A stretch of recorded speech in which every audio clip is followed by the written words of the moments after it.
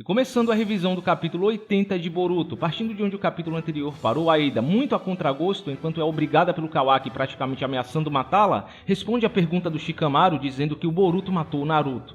Enquanto isso, a Sarada tenta acalmar o Mitsuki, até que recebe a mensagem do Shikamaru comunicando sobre o que aconteceu. A Sumire, que também estava ouvindo tudo, parece desconfiar da misteriosa luz que acabou de ver, assumindo que algo grande aconteceu.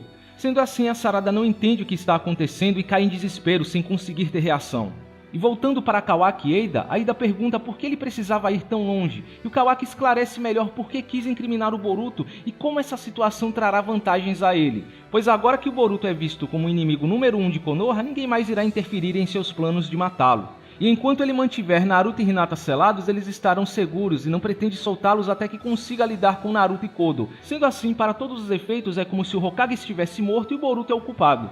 Inclusive, um detalhe interessante nesse trecho é que há um painel que esclarece o que aconteceu com Naruto e Hinata na dimensão do Daikokuten. Como se imaginava, eles estão apenas congelados no tempo como se estivessem dormindo. Ou seja, de fato, mandar o Boruto para lá sempre foi uma opção válida para resolver essa situação e que ele tentará usar no futuro.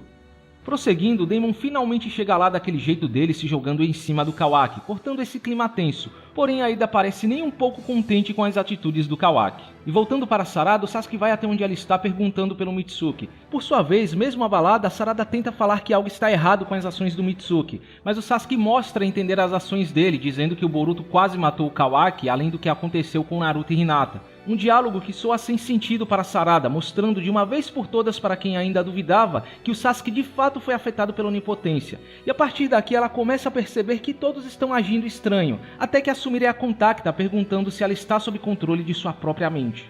Enquanto isso, Boruto acaba sendo capturado pelo time 10 que o confronta sobre suas ações e por que ele traiu a todos. Mas seguindo com o diálogo entre Sumire e Sarada, em resumo, mesmo não descobrindo todos os detalhes, a Sumire suspeita que a Eida é responsável por esse fenômeno estranho, assumindo que esse fenômeno é parecido com um fascínio, em que todo mundo que a vê se torna o seu prisioneiro, e que pode ter sido uma tentativa da Eida de ajudar o Kawaki, visto que claramente havia algum tipo de poder não natural influenciando todo mundo, algo poderoso como um Shinjutsu, e que elas sejam as únicas imunes assim como no fascínio, bem como já era de se esperar. Ou seja, elas eram as únicas que poderiam ajudar o Boruto no momento, porém não tinham ideia de como fazê-lo, deixando a Sarada ainda mais desesperada, não tendo outra alternativa a não ser implorar para que o Sasuke acredite que o Boruto nunca faria essas coisas e que eles estavam sendo enganados. Ao mesmo tempo, Momoshiki tenta convencer o Boruto a trocar de lugar com ele e acabar com todos, mas o Boruto ignora.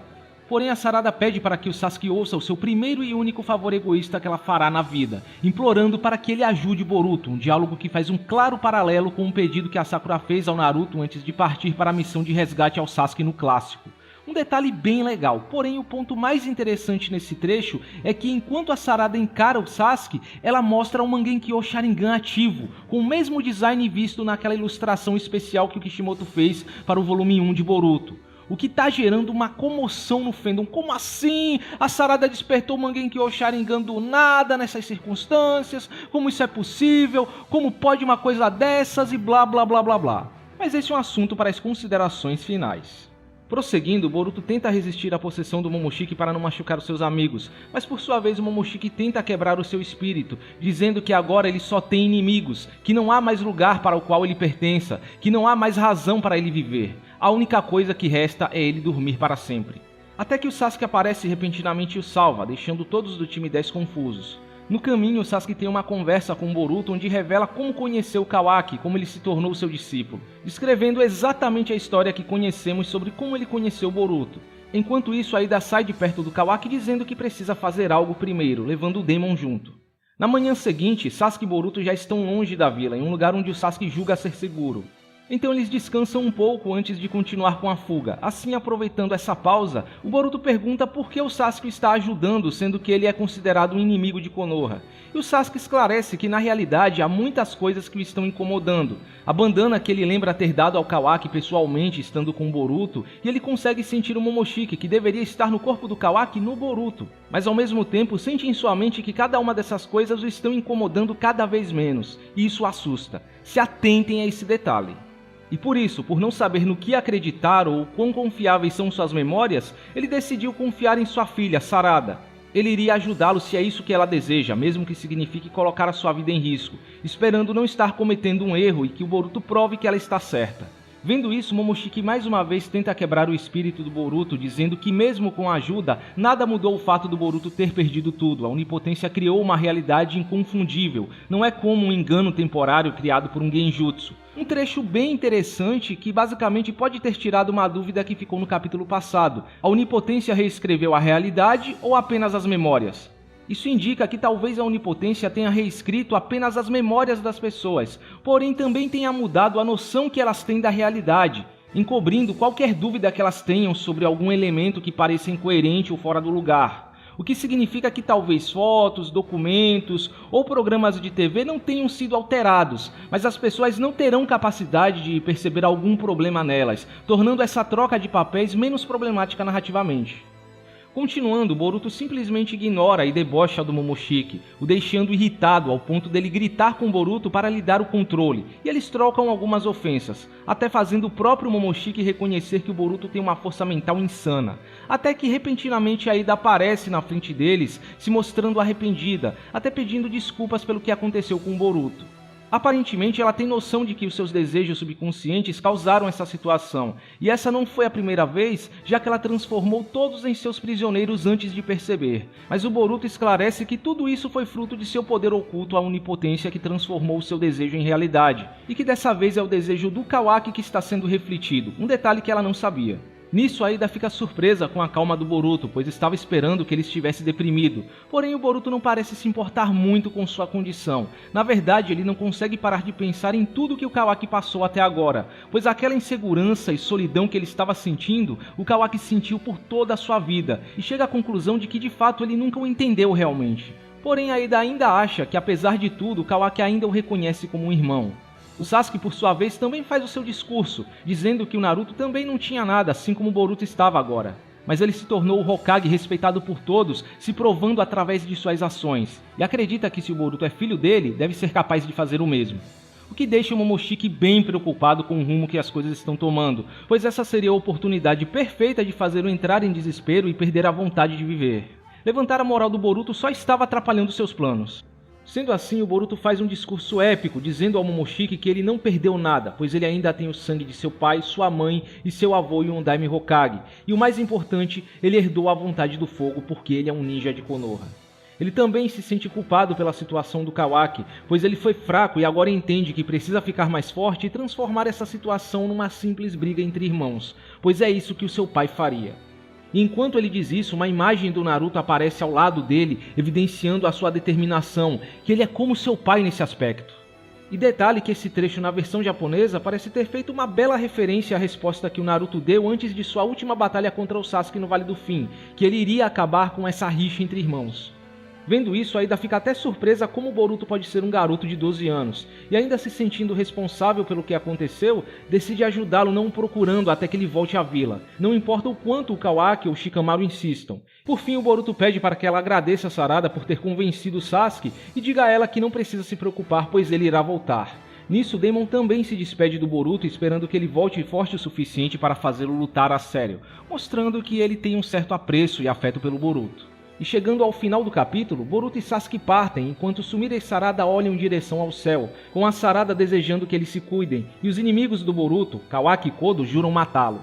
Detalhe que o Kodo diz que o Boruto pagará com sua vida por tudo que ele perdeu, indicando que ele também foi afetado pela onipotência independente de estar em outra dimensão. Então, possivelmente, o efeito foi universal e não apenas limitado à Terra. Se bem que eu não acho que isso vai mudar muito a situação do Boruto em relação ao Kodo, que já queria sacrificá-lo de qualquer jeito. E o Boruto termina desafiando o Kawaki com um sorriso no rosto. Agora, indo para as considerações finais, esse foi um capítulo bem complicado que está gerando reações bem mistas no fandom afora. Alguns amaram e outros odiaram, mesmo que pelas razões erradas. Pessoalmente, eu não achei o capítulo em si ruim para uma transição. isoladamente, até que foi um capítulo bem honesto. Algumas questões pendentes que ficaram nos capítulos anteriores foram esclarecidas, ou pelo menos deram pistas sobre como essas questões podem ser esclarecidas, bem como eu apontei no resumo. Manteve um bom clima de tensão em volta do que vai acontecer daqui para frente, apesar de não ter tido tanto conteúdo ou novidades para se extrair observações durante o resumo em comparação ao anterior. Eu dou um destaque a Sumire, que foi grande aqui, mostrando mais uma vez ser muito inteligente, analítica e fria em entender a situação quase que ao mesmo tempo em que tudo aconteceu, supondo que Aida foi a responsável, se mantendo sob controle apesar de tudo, e até ajudando a Sarada a entender tudo o que aconteceu no processo. Ao meu ver, um feito digno do Shikamaru. A personagem pode não estar sendo aquela Sumire fodona do arco do Incidente Fantasma que todos esperavam, mas diria que desde o capítulo 76 ela está tendo um desempenho bem satisfatório, cumprindo realmente o papel de liderança, uma capitã nas devidas proporções. O Sasuke ajudando o Boruto escolhendo duvidar de suas memórias e não apenas caçá-lo cegamente foi excelente. Acho que foi uma saída que ninguém teria imaginado para o Boruto escapar dessa situação e bem mais lógica do que algumas viagens envolvendo Kashinkoji aparecendo do nada ou a Sarada se tornando uma renegada junto com o Boruto, o que eu já não botava fé desde o capítulo passado. Bem que eu suspeitava que o Sasuke ainda teria algum papel como sensei do Boruto, só não imaginava que seria nessas circunstâncias. Isso mostra que ele nunca mais cometerá o erro que ele cometeu com Itachi e que em comparação ao Naruto ele tem mais fé nas palavras de sua filha do que parece. Mas eu tive a leve impressão de que o Mangekyou Sharingan da Sarada pode ter tido alguma influência na decisão, direta ou indiretamente. Pois foi uma prova de que a Sarada estava séria no que ela estava dizendo e não apenas uma confusão mental qualquer. Mas o ponto que me pega é que, segundo Sasuke, ele sente em sua mente que cada uma das coisas que o estavam incomodando cada vez menos. Talvez um efeito da própria onipotência para garantir que mesmo que as pessoas vejam incoerências nessa troca de papéis, não duvidem de nada, mas que está sendo barrada por outro comando? A Sarada, no momento que despertou o Mangekyou Sharingan, poderia ter dado um comando ao Sasuke semelhante ao Koto Amatsukami do Shisui, só que sem saber? Em todo caso, isso mostra que há outras formas de saber que algo não se encaixa nessa história do Kawaki no lugar do Boruto, mesmo que todas as fotos e documentos tenham sido modificadas, porque o Kawaki não compartilha das mesmas habilidades ou personalidade com o Boruto, e provavelmente desconhece vários detalhes da vida dele. Os mais próximos do Boruto, como Shikadai, por exemplo, podem acabar percebendo que ele não é quem parece ser de acordo com suas memórias, mas eu acho que isso deve levar tempo e não é de uma hora para outra. No começo eles devem estranhar alguns detalhes e segue a vida, sem falar dessa possibilidade de um efeito da própria onipotência para garantir que as pessoas, mesmo vendo incoerências, não suspeitem de nada. E também a própria missão de coabitação é o álibi perfeito para que ninguém suspeite do Kawaki logo de cara, porque enquanto ele estiver na missão, ele não vai precisar lutar, mostrar suas habilidades e interagir com muitas pessoas além das que estão envolvidas na missão. Então será relativamente fácil enganar todo mundo nesse cenário. Ah, mas essa situação não seria facilmente resolvida se o Sasuke, o Sasakage, o braço direito do Hokage, simplesmente revelasse toda a verdade e suas desconfianças? E será que a Sakura também não acreditaria nas palavras da Sarada? Todos confiam na Sakura também, então não deve ser muito difícil para as pessoas voltarem para o lado do Boruto, certo? Não necessariamente, pois vai ser a palavra deles contra as memórias de todos e essa nova realidade. Para todos os efeitos, o Sasuke é um ex-criminoso, já não é bem visto na vila e o Shikamaru nunca foi muito com a cara dele. E nem o próprio Sasuke sabe se ele tomou a decisão correta, ele está agindo por pura fé na filha. Sem falar que revelar a verdade agora, seja por parte do Sasuke ou das próprias Sarada e Sumire, automaticamente colocaria todos os que sabem da verdade sobre o Kawaki em perigo, se tornando alvos do Kawaki. O Kawaki é muito forte, ele só foi levado a essa situação onde foi perseguido por Konoha porque estava com pouco chakra. Então eu diria que a melhor opção, pelo menos por enquanto, é dar ao Kawaki uma falsa sensação de segurança até que o Boruto seja forte o suficiente para enfrentá-lo. O Sasuke não vai comunicar nada a Konoha e a Sumire e a Sarada fingirão que foram pegas pela onipotência, deixando a verdade apenas entre elas, se bem que a Eida aparentemente já sabe da imunidade da Sarada depois desse capítulo, mas eu duvido que ela fale alguma coisa já que ela está do lado do Boruto. Aliás, eu gostaria de esclarecer uma dúvida aqui, porque Sumire e Sarada conversaram telepaticamente e muitos estão assumindo que a informação pode ter sido vazada para a divisão sensorial. E se não vazou, seria um erro de roteiro. Mas a impressão que eu tenho é que a divisão sensorial apenas tem o papel de ligar as mentes deles. Eles não estão escutando todos os pensamentos em si. E a prova disso é a conversa que elas têm sobre a imunidade ao fascínio no capítulo 76. Isso ficou apenas entre elas até que contactaram Shikamaru, e o próprio Shikamaru deu a entender que foi uma informação que ficou apenas entre eles, que não foi vazada para os outros envolvidos na missão. Bom, o discurso final do Boruto, todo animado e determinado juntamente com a partida dele, como eu disse, foi bem memorável. Ele mostrou que herdou os valores de seu pai e que é muito maduro para a sua idade, um ninja completo. Ele não vai fraquejar enfrentando tudo isso de cabeça erguida, resistindo como um verdadeiro ninja, que nas palavras do Jiraiya é aquele que aguenta. O que eu já esperava desde o capítulo 72. Ele não iria fraquejar e se deixar ser controlado pelo Momoshiki tão facilmente. Aliás, isso dá muita força ao cenário que eu sugeri na revisão do capítulo 72. Num cenário onde o Boruto, apesar de viver em desespero, não se deixa abater, eu consigo imaginar o Momoshiki ficando surpreso e comovido com a força de vontade do Boruto, se perguntando como uma criança humana, um ser que ele considerava inferior, pode ser tão forte, pode superar tanta dor e continuar seguindo em frente. Mostrando ao Momoshiki a verdadeira essência de um ninja, algo que até então o Momoshiki não conseguia enxergar, mudando a sua visão aos poucos, tanto sobre o Boruto quanto aos próprios humanos, e fazendo ele reconhecer a sua força de vontade. E talvez já tenhamos visto o começo disso aqui, com o próprio Momoshiki aflito por não conseguir dominar o corpo do Boruto, porém reconhecendo que ele é muito forte mentalmente. O que também indica que aquela historinha do Momoshiki de que o Boruto está destinado a ser o seu receptáculo e que eventualmente ele perderá a vontade de viver e deixá-lo assumir, seja algo que ele espera e não necessariamente parte do destino do Boruto. Às vezes eu me questiono se a história do Boruto perder tudo e ser o seu receptáculo não foi uma má interpretação do destino do Boruto que o Momoshiki viu, porque o Boruto só foi capaz de ver cenas soltas de seu futuro, o mesmo cenário que o Momoshiki viu.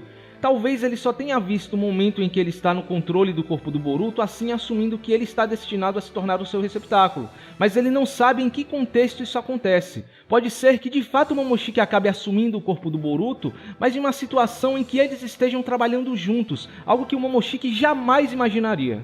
Só sei que Boruto e Momoshiki estão interagindo demais e de forma casual demais. E isso costuma ser indício de uma eventual amizade ou parceria.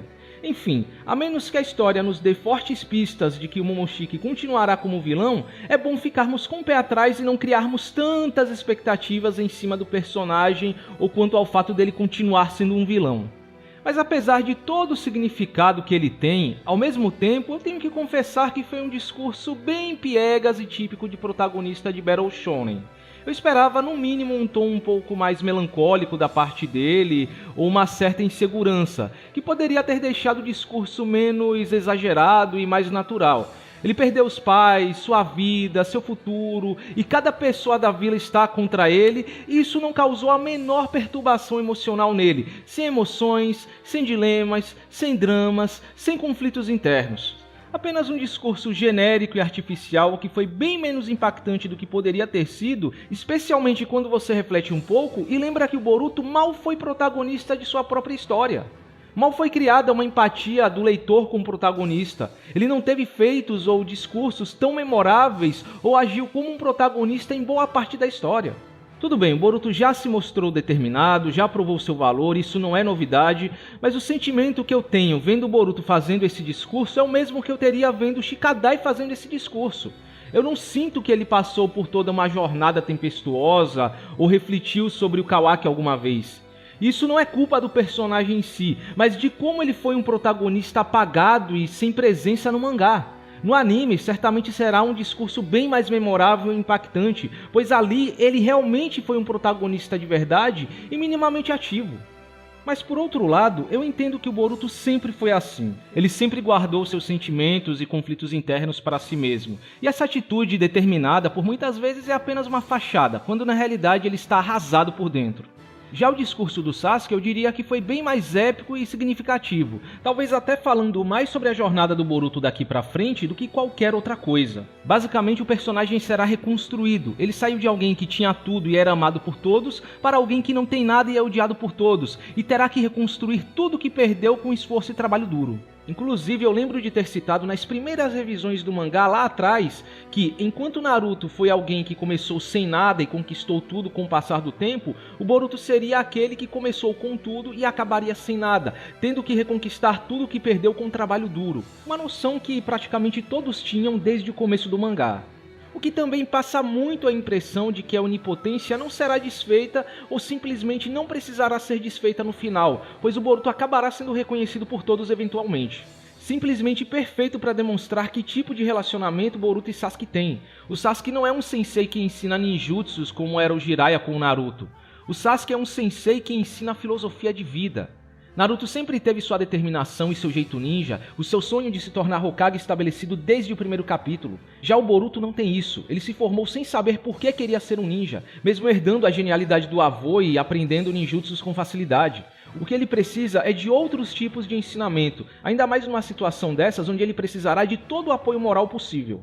As atitudes da Ida também foram mais louváveis do que eu imaginei, isso mostra que no fundo ela não é má. Como eu já disse antes em outras revisões, ela não passa de uma garota que apenas quer ter uma vida mundana e normal. E nem a culpo pelo que está acontecendo, apesar dela ter sido a causadora de toda essa situação, ela é tão vítima das circunstâncias quanto o próprio Boruto.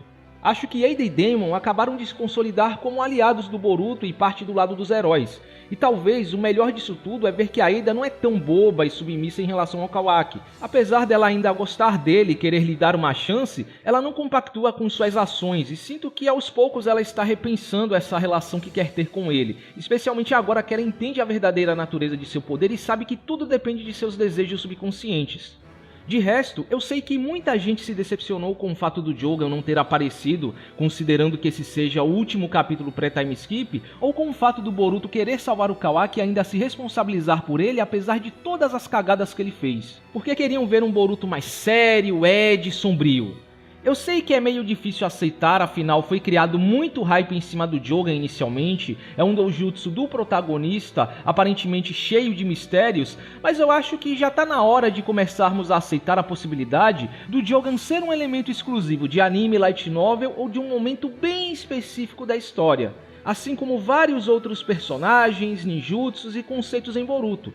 A verdade é uma só, meus amigos, por mais que as light novels estejam dentro da cronologia do mangá e alguns eventos delas sejam citados no mangá e infobooks, pode ser que o Jogan nunca apareça efetivamente no mangá estando restrito apenas aos eventos das novels, talvez só aparecendo na continuidade do mangá, por assim dizer, por meio de outra light novel escrita pelo mesmo autor das primeiras novels de Boruto. Enfim, uma habilidade feita para a novel e que o Boruto só vai manifestar dentro de situações específicas dessas novels. Há uma grande diferença entre algo tecnicamente existir na cronologia do mangá e ser utilizado e ter alguma relevância. Eu só sei que a parte 1 de Boruto provavelmente acabou e nada do Jogan no mangá. E o fato do Boruto estar indo treinar indica que ele vai compensar essa diferença de força com o Kawaki através de novos ninjutsus, talvez sendo usados em conjunto com a habilidade do Momoshiki de amplificar ninjutsus, e não com um novo power-up.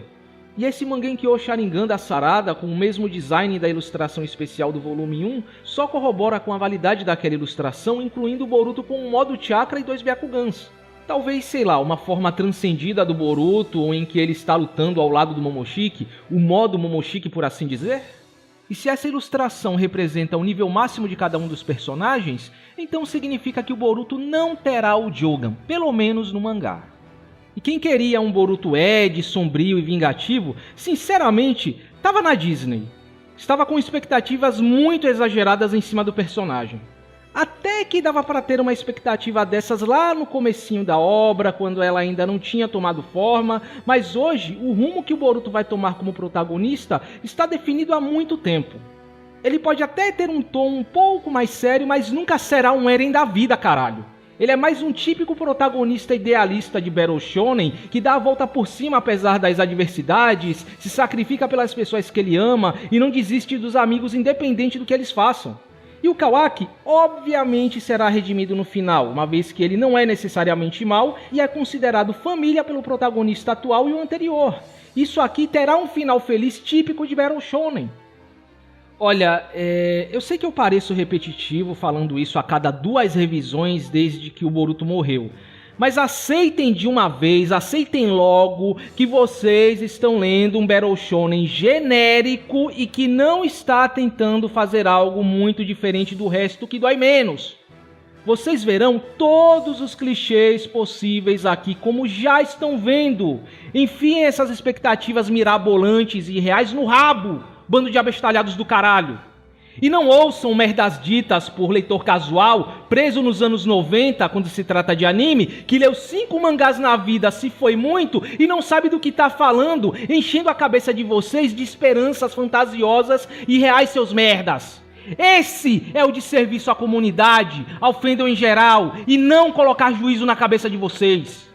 E quem diz pra vocês que tudo é possível é picareta, tá mentindo pra vocês e fazendo vocês de otários, seus otários.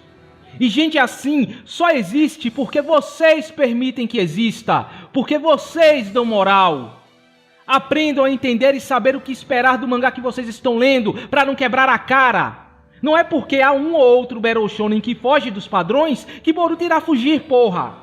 Não esqueçam que neste gênero de mangá, o clichê é a regra e a originalidade é a exceção. Martelem isso em suas cabeças. E se não gostaram, enfiem a porra da visualização no cu.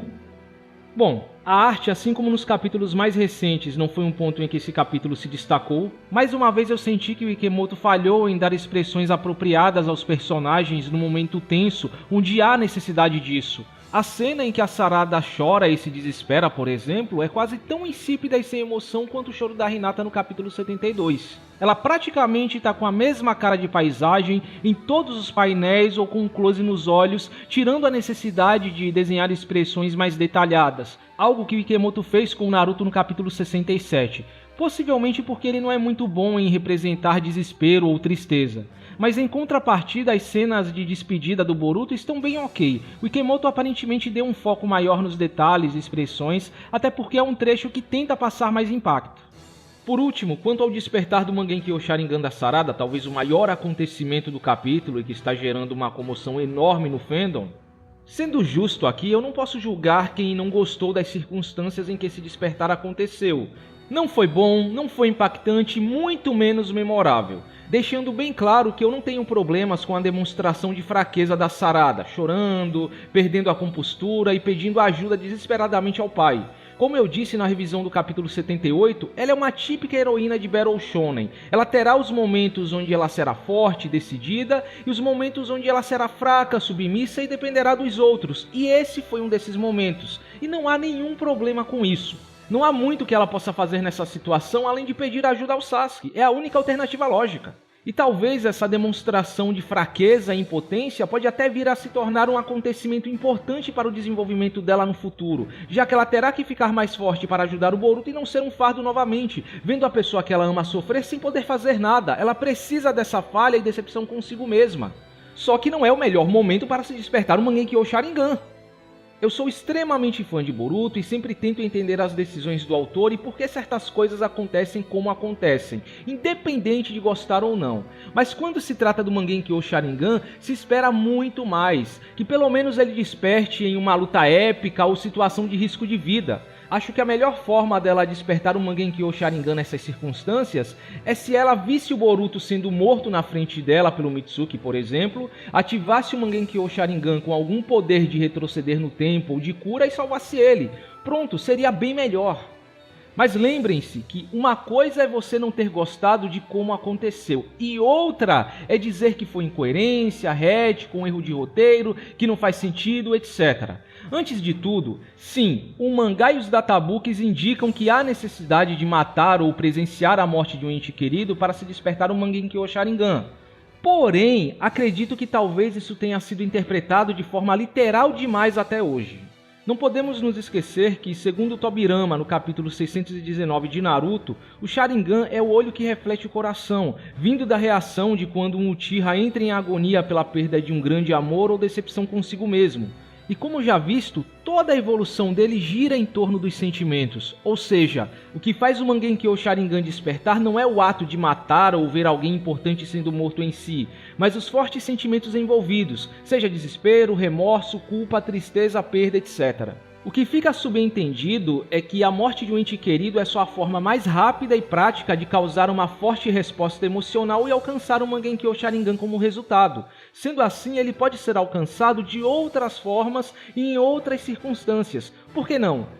Nos últimos acontecimentos, a Sarada descobre que o Kawaki matou o Boruto e quer matá-lo novamente. Kawaki tentou matá-la, ela foi a razão pela qual o Boruto perdeu o olho, ela recebeu a notícia de que o Naruto, seu ídolo e inspiração, pode estar morto, seu amigo de infância teve a vida roubada e todo mundo está tentando matá-lo. Enfim, seu Mangekyou Sharingan possivelmente foi despertado por causa de todo esse cenário caótico e emocionalmente estressante, pela dor causada pelo medo de ver as suas pessoas amadas sofrendo dessa forma, pela possibilidade de perdê-las e não poder fazer nada a respeito, e não pelo amor puro e simples. A Sarada, por mais que seja uma ninja, é uma adolescente em uma era pacífica e ela acabou de testemunhar todos se voltarem contra o seu melhor amigo e possivelmente interesse amoroso. Eu acho que esse é um enorme estresse mental para uma criança de 12 anos, mais do que ela consegue suportar. E justifica muito bem o despertar do Mangekyou Sharingan, apesar de não ser algo tão épico quanto o esperado. E já podemos ter tido precedentes disso há muito tempo na franquia. Na época em que foi revelado como o Obito sobreviveu, muito se discutia se ele não teria desbloqueado o Mangekyou, na realidade, quando foi esmagado pelas rochas, bem antes de ver a Rin morrendo na frente dele. Porque, segundo o que o Madara disse, ele simplesmente apareceu em um dos túneis que ligam ao seu esconderijo, quase como se tivesse passado entre as rochas, praticamente descrevendo a habilidade de intangibilidade do Mangekyou Sharingan dele. E o Sasuke, apesar de ter sido indiretamente o causador da morte do Itachi e ter visto ele morrendo na frente dele, ele também não precisou matar ninguém para despertar o Mangekyou Sharingan em si. Tudo o que foi preciso foi ele descobrir a verdade sobre Itachi. O sentimento de raiva e remorso é o que fez ele despertar o seu Mangekyou Sharingan. Ah, peraí, se for assim, então o Mangekyou Sharingan não deveria ser mais fácil de ser despertado? Não deveríamos ver mais Uchihas usando ele no passado? Não necessariamente. Além do Mangekyou Sharingan ser dito como algo raro entre os Uchihas em si, ou seja, não é garantido que ele despertará não importa as circunstâncias, lembrem-se que os ninjas mais old school, por assim dizer, eram treinados para suprimir os seus sentimentos, o que ao meu ver se torna um obstáculo para qualquer Uchiha despertar um Mangekyou Sharingan que não seja numa situação extrema envolvendo a morte de alguém. Então, indo por essa lógica, quanto mais sensível e emocional o Uchiha é, mais fácil será para ele despertar o Mangekyou Sharingan em outras circunstâncias onde ele sofre algum tipo de trauma ou baque emocional. E esse seria o caso da Sarada. Bom, em geral, eu acho que o grande problema desse capítulo é ter acontecido após o capítulo 79, que prometeu tanto e aparentemente, ao que tudo indica, ser o último capítulo pré-time skip. Ao meu ver, apesar de não ter sido um capítulo necessariamente ruim, ele falhou como um desfecho para a parte 1 de Boruto e uma transição entre a parte 1 e a parte 2. Esse foi o pior e mais anticlimático desfecho possível, se esse for o caso. Simplesmente decepcionante, porque passa muito a sensação de ter sido um desfecho apressado e sem muito planejamento, tipo, vamos terminar logo a parte 1 e que aconteça tudo o que tinha que acontecer em questão de 3 capítulos. Sei lá, foi um desfecho seco, sem impacto e emoção, não houve um grande desafio, uma última luta entre Boruto e Kawaki, no máximo aquele combatezinho no capítulo 78, o Mitsuki ativou o Seninka pela primeira vez após um one shot no mangá para absolutamente nada, não houve uma despedida apropriada para os personagens envolvidos. Tudo indica que pularemos para o time skip sem termos ideia do caminho que a Sarada vai seguir daqui pra frente. Mitsuki desapareceu, Amado não deu sinal de vida, enfim. Cru e potencial desperdiçado são as melhores palavras para definir esse desfecho. E não me entendam mal, eu não estava esperando um desfecho e transição entre a parte 1 e parte 2 no nível de Naruto. Mesmo que tivéssemos um desfecho melhor, dificilmente teríamos algo no nível da luta do Vale do Fim, juntamente com todo o peso emocional envolvido. Não era para esse caminho que a obra estava indo e ela nem tem espaço para construir um momento daqueles, que já estava sendo construído no decorrer do clássico. O que tornou aquele desfecho tão inesquecível é que ele foi bem mais do que uma luta. foi o ápice de tudo que Naruto e Sasuke passaram durante o clássico. Tudo o que aconteceu levou até aquele momento, culminou naquele momento. Boruto e Kawaki nem de longe tiveram essa construção. Eu já aceitei que não há espaço suficiente num mangá desses, que pode estar acabando daqui uns 10 volumes, para dar a devida atenção para os outros personagens ou as relações humanas. Infelizmente, muita coisa será deixada para o anime complementar. Então, ok Sarada ou Mitsuki não fazendo nada a essa altura do campeonato, mas o Boruto não ganhando uma última luta solo digna no último arco pré-time skip do mangá em que ele é o protagonista, ou pelo menos deveria ser, pra mim é inaceitável. Essa era a última chance na parte 1 de redimir pelo menos um pouco a falta de presença que ele teve até agora, lhe dando uma luta épica para fechar a parte 1 com chave de ouro, mas agora ele terminou a parte 1 como o mesmo protagonista apagado que ele sempre foi e já é há muito tempo. O personagem merecia mais, especialmente por ser a porra do protagonista. Se fosse uma transição qualquer, ok, mas pro desfecho da parte 1 de Boruto se espera muito mais. Se era pra ser assim, seria melhor que o último capítulo pré-time skip tivesse acontecido lá no 66, na luta de Kawaki versus Borushiki. Tudo bem que o Boruto não teve uma luta solo digna ali, mas pelo menos seria um desfecho minimamente decente. A última luta contra o Borushiki tem total vibe de última luta pré-time skip. Isso foi algo que eu destaquei na minha revisão do capítulo 66. Não é à toa que a parte 1 no anime acabou justamente nela. Ela é perfeita para o desfecho de uma fase da história. Talvez a única vantagem do time skip acontecendo nessas circunstâncias é que, por mais que a transição não seja tão dramática e memorável em comparação à obra original, pelo menos estão variando um pouco mais. Não estão repetindo certos conceitos que vimos na obra original, com Kawaki sendo raptado pelos inimigos ou se aliando a eles, apesar do Boruto ter seguido um rumo parecido ao do Naruto, saindo em uma viagem de treinamento com o Sasuke como todo mundo já esperava. Claro, eu posso estar sendo precipitado aqui, o Kishimoto pode ter nos trollado mais uma vez e esse aqui não ser nada mais do que um desfecho para mais um arco e não necessariamente o final da parte 1 em si. Mas qual seria o rumo do próximo arco? Qual seria o foco do próximo arco? O ataque do Kodo? Quem sabe? Mas os capítulos anteriores deram a entender que o Kodo não vai atacar Konoha enquanto a Ada estiver lá, pois ele quer se aproveitar do elemento surpresa. Portanto, eu diria que ele só irá atacar quando achar uma brecha ou tiver um exército grande o suficiente para conseguir atacar sem depender disso. Sinceramente, eu não vejo problemas nele ficando uns 3 anos na encolha e qualquer questão que ainda esteja pendente pode ser resolvida no pós-time skip. Bom, pra mim já está óbvio que isso aqui é o último capítulo pré-time skip e se for mesmo, tá aí a minha crítica. Se não for, ok também, fiquemos aí no aguardo. Então é isso. Eu acho que esse capítulo não deu muita margem para teorias e expectativas para o próximo, e o que resta é esperar para ver o rumo que a história vai tomar daqui pra frente. Talvez a única coisa que eu espero é que na parte 2 o foco seja mais direcionado ao Boruto, o protagonista, que até então está muito apagado. O Kawaki já teve o seu espaço, o seu arco de desenvolvimento. Agora está na hora do Boruto receber a atenção merecida. Espero que vocês tenham gostado da revisão e nos vemos no próximo vídeo.